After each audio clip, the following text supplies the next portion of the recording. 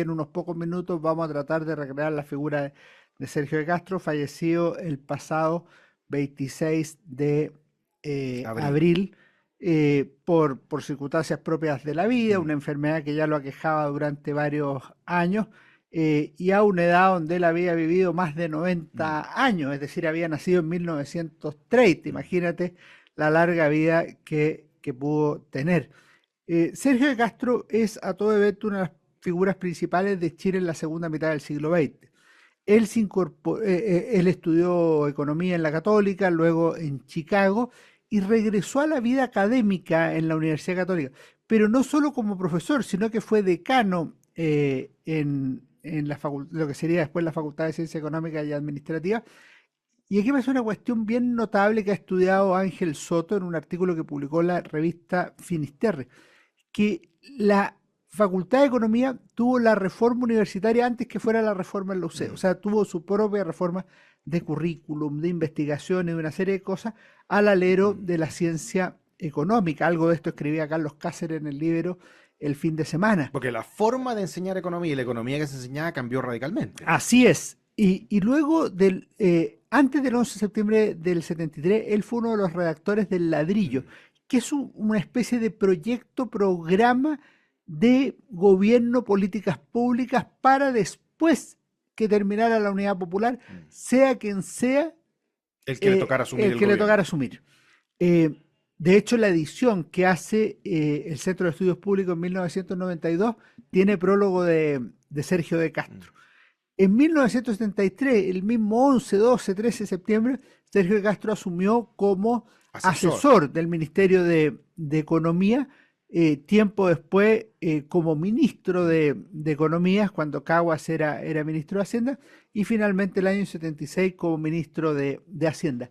Y existe un consenso en el sentido de que fue el ministro de Hacienda absolutamente influyente y que fija más o menos lo que es la tradición de los ministros de Hacienda prácticamente hasta hoy, en el sentido de temas centrales, que ya habían estado presentes en las discusiones de los asesores desde 1973 en adelante. Fíjate que había temas que cuenta Patricia Nacilla, lo aprovecho a mostrar, pero al final lo vamos a recomendar en este libro, ¿ah? Mm. Sergio de Castro, el arquitecto del modelo económico chileno. Pero lo que se discutía en 1973 para empezar, o sea, estamos hablando de septiembre, octubre, era la libertad de precio. Mm. Y hizo una especie de broma que en realidad la broma era de Pablo Arana. El hot dog en Chile tenía 80 precios fijados por el Estado, Mm.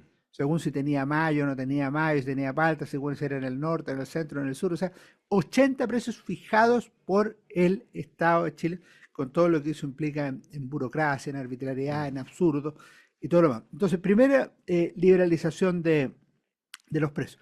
Segundo, él estaba muy preocupado de la privatización, de la necesidad de que el Estado no tuviera empresa. Él Mm. tiene una frase: por mí yo habría privatizado todo. Mm. Esa era más o menos Y todo, la todo, frase. Todo, no, todo, todo, Codelco, todo, todo, todo. No, sanitaria, no todo. deja ninguna. De hecho, era partidario que al final se acabara Corfo, Mm. pues no tenía función en el Nuevo Chile. Y lo tercero que él le asigna un gran valor era la necesidad de controlar la inflación, que había Mm. sido de un nivel absolutamente insostenible y que el 74 y el 75, si bien había bajado, no lo había hecho en la dimensión que se requería, porque el Estado seguía imprimiendo mucho dinero. Eso se refleja en el plan de recuperación económica, precisamente de abril, o sea, de Mm. hace unos días, pero de 1975. Mm. El año próximo se cumplen 50 años del plan de recuperación económica de Jorge Caguas. Luego empieza el liderazgo de Sergio de Castro en el Ministerio de Hacienda, que se extiende por 6 años y que es decisivo, porque se implementan una serie de instituciones que van a ser la viga maestra del desarrollo económico y social de Chile en las próximas décadas. Termino con dos ideas. Él tuvo mucha oposición en un contexto autoritario, dictatorial, en que Mm. no había oposición política formal en un Congreso Nacional que había sido clausurado. Tuvo oposición del clero, oposición Mm. de militares, oposición De de empresario. civiles, oposición de empresarios, efectivamente.